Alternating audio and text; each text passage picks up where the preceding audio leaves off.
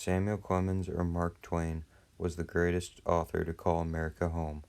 His life as a boy from a port town that aspired to the height of America's elite from east to west deems him an achiever of the American dream. He developed a completely revolutionary way of writing.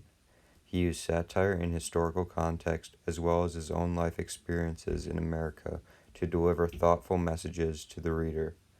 He forever changed the nation in the areas of economic range, social equality, and United States literature as we know it, through his amazing work. He is the father of American literature. Samuel Langhorne Clemens was born on November 30th, 1835. At the age of 4, he moved to Hannibal, Missouri, a small port town on the banks of the Mississippi River.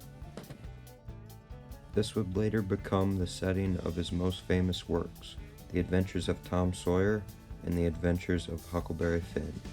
Both happen to be about young boys running away from home. So it's no surprise at the age of 11, Clemens quit the 5th grade and pursued life on the Mississippi. Still a young boy, he landed a job on a steamboat and became a pilot's apprentice. A pilot was the most sought-after job on the Mississippi.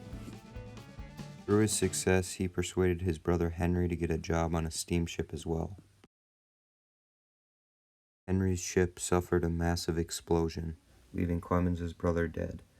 With no time to mourn, the Civil War broke out. Clemens, a Southern resident, joined the Confederate Army.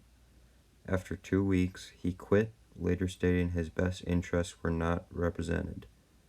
He also wrote a sketch called The Private History of a Campaign That Failed, that described his brief time in the Confederate Army.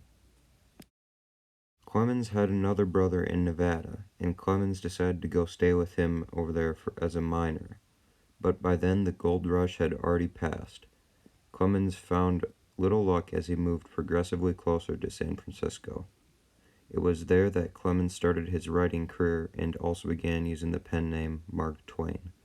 In San Francisco, he wrote a column in a local journal called The Celebrated Jumping Frog of Calaveras County, based off a story he had heard at a California hotel. It had an immediate success and was published in the New York Post on the other side of the country. Now a celebrity, he moved to New York to pursue writing. On that journey, Clemens met his future wife, Olivia Langdon. She came from a wealthy family, but her family also valued the abolition of slavery and women's rights.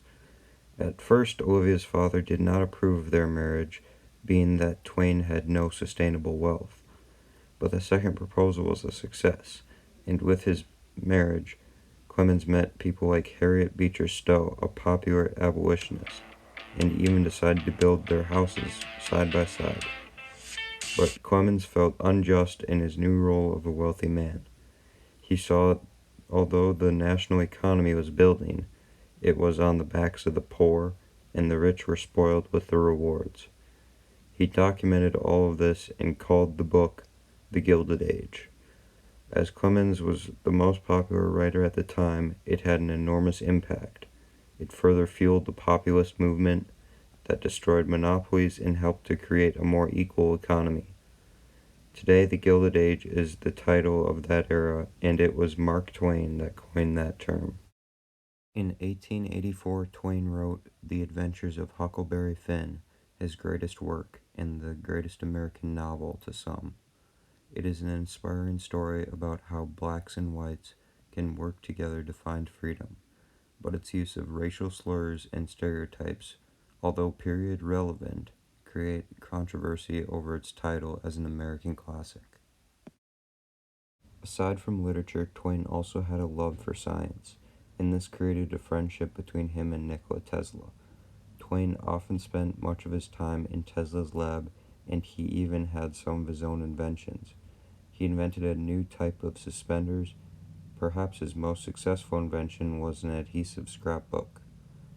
He was pretty wealthy until he invested in the page typesetting machine. He invested $300,000, equal to $9 million today, and some of it was his wife's inheritance. The invention was a bust on the market, only 6 were made. Now in financial trouble, he became friends with Henry Huddleston Rogers, a financier of Standard Oil. Rogers made him file for bankruptcy and took control of his money until he had enough to pay his creditors, even though he had no legal obligation to do so. Now back on his feet, he accepted an offer for a speaking tour. It was then that Mark Twain spoke out against imperialism and discrimination of women, and in 1901, Twain gave his Votes for Women speech and correctly predicted the suffrage in 25 years or less.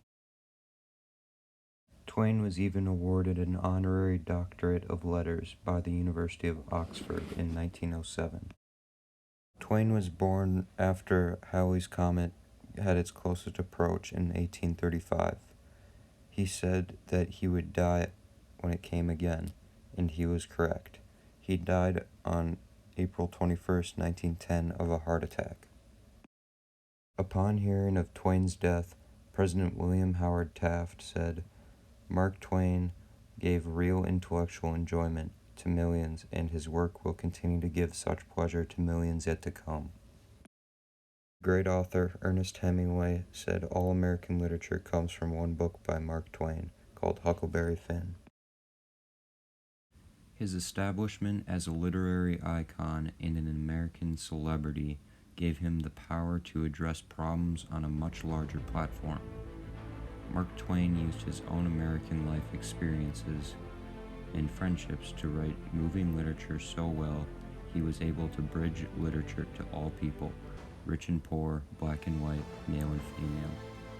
Mark Twain will forever be remembered as the father of American literature.